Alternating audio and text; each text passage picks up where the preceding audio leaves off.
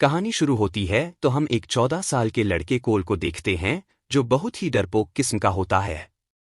उसे डॉक्टर से इंजेक्शन लगवाते भी बहुत डर लग रहा होता है, लेकिन और भी उसकी एक गर्लफ्रेंड होती है जिसका नाम मेलिनी है और वो उसी के नेबरहुड में रहती है। अब यहाँ मेलिनी के फादर उसे एक स्पोर्ट्स कार में लेने आते हैं और फिर कोल खुद ही चलकर अपने घर की तरफ जाने लगता है। रास्ते में उसकी क्लास के कुछ बदमाश लड़के मिल जाते हैं जो उसे परेशान करने लगते हैं और वो उसे पेट ठोंकते हुए गिरा भी देते हैं। तभी वहां पर एक बहुत ही खूबसूरत लड़की आती है जो उन बच्चों को डांटकर वहां से भगा देती है और वो कोल को कार में बैठाकर घर ले जाने लगती है क्योंकि वो कोल की बेबी सिटर होती है जिसका नाम बी है। दरअसल कोल बहुत ही इनोसेंट और डरपोक किस्म का बच्चा होता है, तभी उसके पेरेंट्स ने उसके लिए अभी तक बेबी सिटर हायर की होती है जिसने उसे बचपन से संभाला होता है। अब कोल घर आ जाता है और घर में उसकी मॉम एक अंडरग्राउंड स्टोर को साफ कर रही होती है और कोल उनकी हेल्प कर रहा होता है। तभी वो अपनी मॉम से पूछता है कि अंदर तो बहुत सारी मकड़ियां हैं और उन्हें उनसे डर क्यों नहीं लग रहा। तो उसकी मॉम बाहर आकर उसे बताती है कि जब इंसान दिल से बड़ा हो जाता है तो मुसीबत पड़ने पर कभी डर नहीं लगता, बस वो मुश्किल का सामना करने लगता है। अब कोल अपने डैड के साथ ड्राइविंग क्लास भी लेता है। उसके बाद उसके मॉम डैड कुछ दिन के लिए वैलेंटाइन मनाने बाहर जा रहे होते हैं और वो कोल के साथ बी को बेबी सिटर छोड़ जाते हैं और उसे कोल का अच्छे से ख्याल रखने को कहते हैं। अब उनके बाहर जाते ही वो दोनों घर को एक डिस्को बनाकर खूब सारा हंगामा करने लगते हैं, यानी कि वो दोनों बहुत अच्छे दोस्त हैं और उनकी अच्छी बॉन्डिंग है। लेकिन कोल के साथ आगे जो होने वाला है वो उसने कभी भी नहीं सोचा होगा। अब अगले सीन में मेलिनी के साथ स्कूल जा रहा होता है। तभी मेलिनी उससे कहती है कि क्या तुमने कभी सोचा है कि तुम्हारी बेबी सिटर तुम्हारे सो जाने के बाद क्या क्या करती होगी। तो कोल जवाब देता है कि नहीं। तो मेलिनी उससे कहती है कि मैंने तो कई मूवीज में देखा है कि बच्चों के सो जाने के बाद बेबी सिटर्स अपने बॉयफ्रेंड्स को बुलाकर बहुत मस्ती करती हैं। तो कोल कहता है कि शायद ऐसा होता हो, लेकिन मैंने कभी नहीं देखा ऐसा कि बी मेरे सोने के बाद क्या करती होगी। तो मेलिनी कहती है कि क्यों न तुम आज रात देखो कि बी आखिर क्या क्या करती है। तो कोल सोचने लगता है। अब अगले सीन में हम देखते हैं कि आज रात भी काफी मस्ती करने के बाद बी और कोल अब थक जाते हैं और कोल अपने रूम में सोने चला जाता है। और वो मेलिनी को कॉल करके कहता है कि वो आज रात जरूर देखेगा कि बी उसके सोने के बाद आखिर क्या करती है। और अब वो 1 घंटे के बाद उठ जाता है और जाकर चुपके से देखता है तो बी के पास और भी लोग आए होते हैं, जिसमें बी के अलावा 3 लड़के और 2 लड़कियां होती हैं। और वो सब मिलकर ट्रूथ और डेयर गेम खेल रहे होते हैं। अब कोल ऊपर से बैठकर तसल्ली से उन्हें देखने लगता है। फिर गेम में बी को सबको किस करने का डेयर मिला होता है, तो वो सबको एक एक करके किस करने लगती है। और एंड पर वो सैमुअल नाम के एक लड़के को किस करने वाली होती है, लेकिन वो बहुत घबरा रहा होता है क्योंकि उसने पहले कभी किसी को किस नहीं किया होता। तभी भी उसे किस करती है और अपने पीछे से 2 बड़े नाइफ निकालकर सैमुअल के सिर में मार देती है। ये सब देखकर कोल हक्का बक्का रह जाता है। उसके पैरों के नीचे से तो जमीन ही खिसक जाती है। लेकिन वो खुद को कंट्रोल करके अब उनके आगे की हरकतें देखने लगता है। वो लोग सैमुअल को एक शैतान से सौदा करने के लिए मारते हैं। और फिर वो लोग एक बड़ा सा बॉक्स वहां लाते हैं और बी उसमें से एक पुरानी किताब निकालती है। और वो बताती है कि ये किताब 900 साल पुरानी है और पूरी दुनिया में ये बस एक ही बची है। अब वो उसे वापस बंद करने लगती है और उन सभी को कहती है कि अभी इसका वक्त नहीं आया, पहले हमें ऊपर पड़े कोल का ब्लड भी चाहिए। ये सुनकर कोल की हालत और ज्यादा पतली हो जाती है। एक तो उसने सैमुअल की हालत देखी थी कि उन लोगों ने क्या किया है, दूसरा अब वो उसके लिए आ रहे थे। अब वो भागता है और अपने रूम में जाकर पुलिस को कॉल कर देता है और उन्हें सब कुछ बता देता है।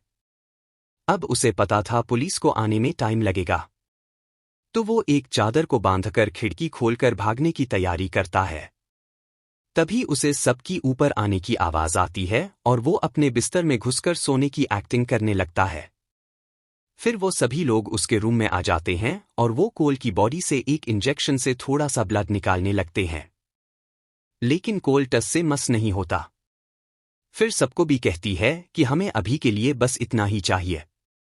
और फिर वो सब वहां से जाने लगते हैं। लेकिन बी देखती है कि विंडो खुली है और वो थोड़ा हैरान होती है और एक स्माइल के साथ वहां से चली जाती है। तभी उनके जाने के बाद कोल उठता है और विंडो से चादर लटकाकर वहां से खिसकने लगता है। लेकिन उसके पीछे भी आ जाती है। उसे पता चल गया होता है कि कोल उठा था। लेकिन तभी कोल को चक्कर आते हैं और वो वहीं गिर जाता है। उसे ब्लड निकालने की वजह से वीकनेस हो गई थी। अब जब उसे होश आता है तो कोल नीचे सबके सामने अपने आप को कुर्सी पर बंधा पाता है। अब भी उससे पूछती है कि वह बाहर क्या करने जा रहा था, तो कोल बिल्कुल मासूम बनकर कहता है कि वह मेलिनी से मिलने जा रहा था, लेकिन कोई उसकी बात पर यकीन नहीं कर रहा होता। तभी वह सबसे बात करता हुआ अपनी पॉकेट नाइफ से हाथ की रस्सी खोलने की कोशिश कर रहा होता है, जो एक साथ ही पास रखे शीशे में सबको साफ दिखाई दे जाता है। अब भी उससे पूछती है कि अगर वह मेलिनी से मिलने जा रहा था तो वह पॉकेट नाइफ क्यों लेकर फिर रहा है। अब यहाँ कोल ढीला पड़ जाता है और सबको कहता है कि उसे प्लीज जाने दें, वह किसी को कुछ नहीं बताएगा। तभी वहां पर पुलिस आती है, जिन्हें कोल ने कमरे से पहले फोन किया था। तो वह लोग गन लेकर सीधे अंदर आते हैं। तभी मैक्स नाम का एक लड़का लोहे की रॉड से पुलिस वाले को मारता है और वह पुलिस वाला मरते हुए गोली चला देता है, जो सीधे जाकर एलिनी नाम की लड़की को लगती है। अब मौके पर भी यहाँ दूसरे पुलिस वाले को भी मार देती है। अब वह लोग उस लड़की को मिलकर देखते हैं, जो एम्बुलेंस को बुलाने को कहती है, लेकिन भी उसे मना कर देती है कि हम उन्हें क्या बताएंगे कि पुलिस वालों ने यह सब किया है।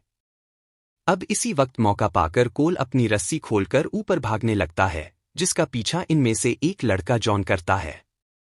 लेकिन जब वह ऊपर पहुंचता है तो कोल वापस मुड़कर उसे धक्का देता है, जिससे उस लड़के का पैर एक टॉय के ऊपर आता है और वह स्लिप होकर ऊपर से सीधे नीचे गिरकर मर जाता है।